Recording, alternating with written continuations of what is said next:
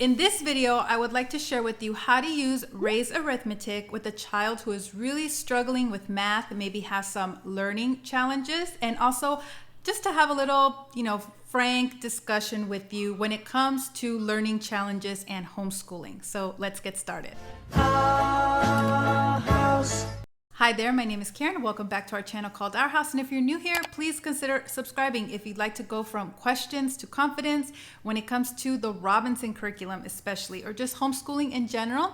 I'm here to answer questions. And that is a question that does get brought up often is, can this program work, RC, with children who have learning challenges? And so before I dive into kind of the hows and different ways to make it work, I want to have just like a frank, honest discussion with you about learning challenges in case you're in that situation.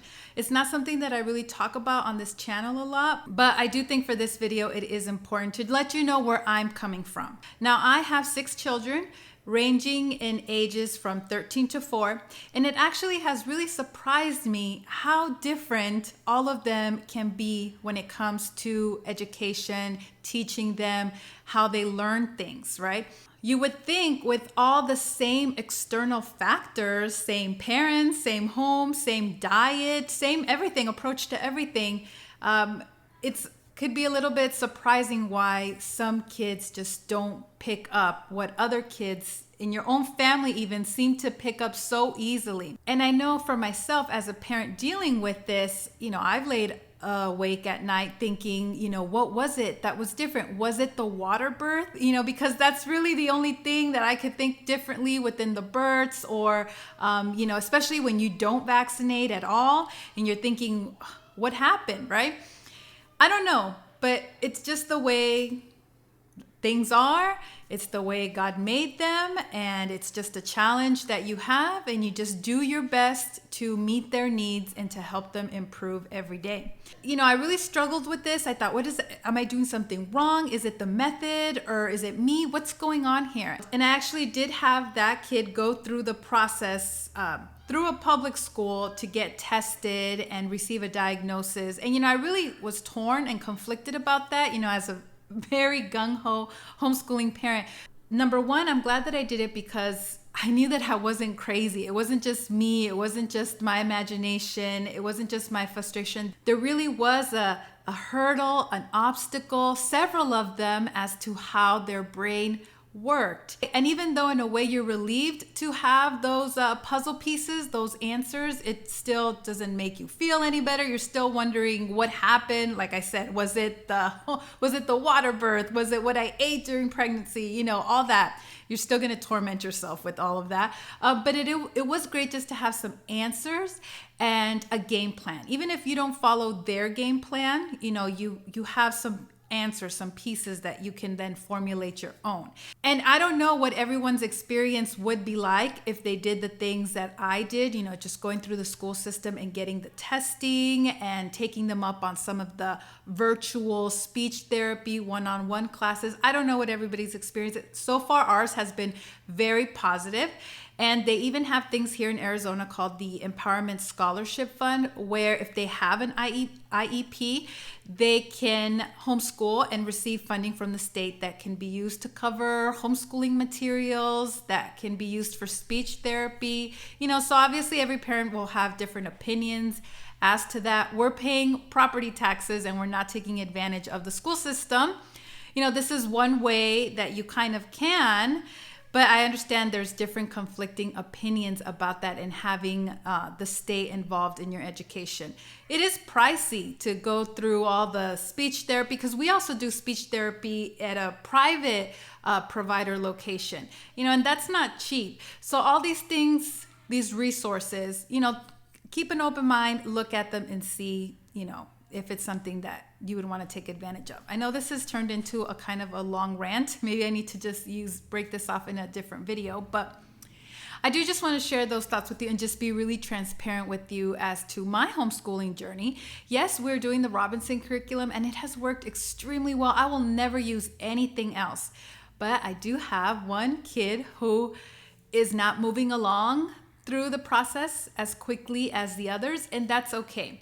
And I'm still using materials from the Robinson curriculum to help them. The important thing to remember is don't rush the timeline. Don't feel like, oh, they should be at this point at this stage, and just work yourself into a frenzy and push the child when they're not ready to move on, and then it's just going to be harder later on. If they're still writing all their numbers backwards, if they're still writing 12 instead of 21, all of that, it's just going to keep manifesting itself and grow worse and worse until everybody's frustrated. So it's okay. Take your time. The great thing about RC is that there are no grades, but there still could be that kind of peer pressure of, why haven't they started Saxon 5-4 yet? Why haven't they memorized all their math facts yet? And that frustration. So I just want to reassure you that it's okay. Take your time. As long as they improve little by little, every day you just keep working on it. You don't take breaks. You go 365 days a year. Obviously, take your Sundays off, or if you want to take 2 days off. But Dr. Robinson said, once you take a day off, it's really taking 2 days to catch up again. And I do believe that, especially when it comes to children with learning challenges. The more days that you have off, or the more weeks that you take off, the harder it's going to be to pick it back up again. So with all that being said, I want to talk to you about math today, learning challenges with math, and how Ray's Arithmetic is such a great tool. If you know Ray's Arithmetic, you know that these books are not for slackers. They're definitely challenging. However, I'm talking about just Ray's Primary Arithmetic, and I'm also just talking about the first 8 pages, just using the first 8 pages. I think it's good to do it at the same time. I think it's good to start it right before and continue practicing it as they're learning all their math facts, and even after if they still need it. The first page is just counting 1 to 10 with the visual. So this is very helpful if they do better with pictures. And so just keep doing this. The second lesson is counting. Well, the next several lessons are just counting. Again, 11 to 20, 30 to 40. Repeat this every day often. Let them count to 100 every day until it's really in their memory bank. Then lesson 5, I think, is really important, really crucial. There's numbers to be read. And so if you have a child that is struggling in this area, even though they can count to 100, they will get to this part and they will not be able to tell you what number that is. It will be hard for them.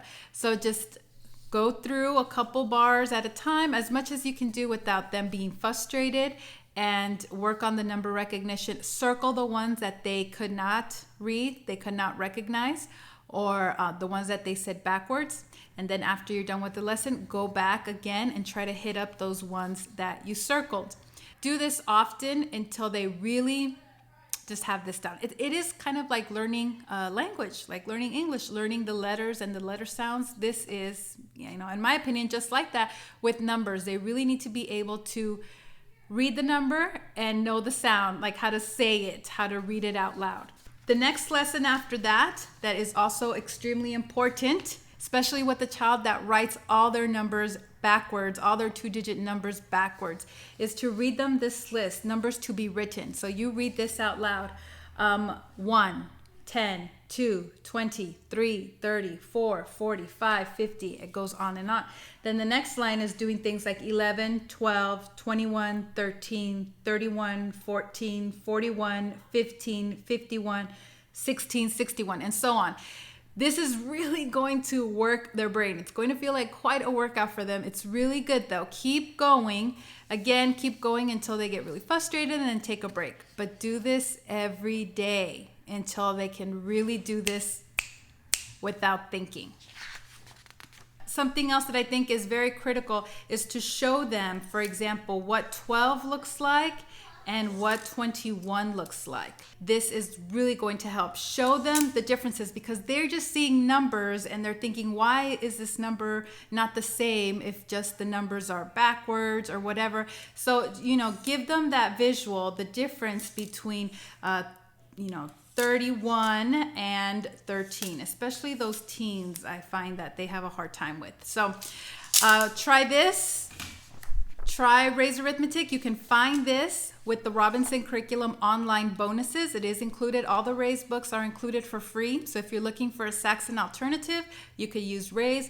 This is, the first book is just a lot of mental math, which is great. If you want to use all of this, I would recommend, if you want to, just go through the whole book before you start Saxon 5-4. That would be a great transition. But at least work on the first 8 pages if you do have a child that's struggling with number recognition and with writing numbers down.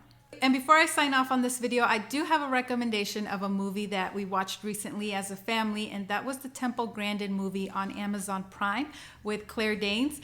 And, you know, she did a really great, I'm not a Claire Danes fan or anything, but she did an amazing job. And if you're familiar with her story, you know that she accomplished amazing things in this country, and she has autism. And one of the biggest takeaway messages from that movie that I really wanted all my children to realize is different, but not less. And so I think that's really important to make sure our children understand. Even though they are different, they are not less. Thank you so much for watching, and I will see you in another video. Bye.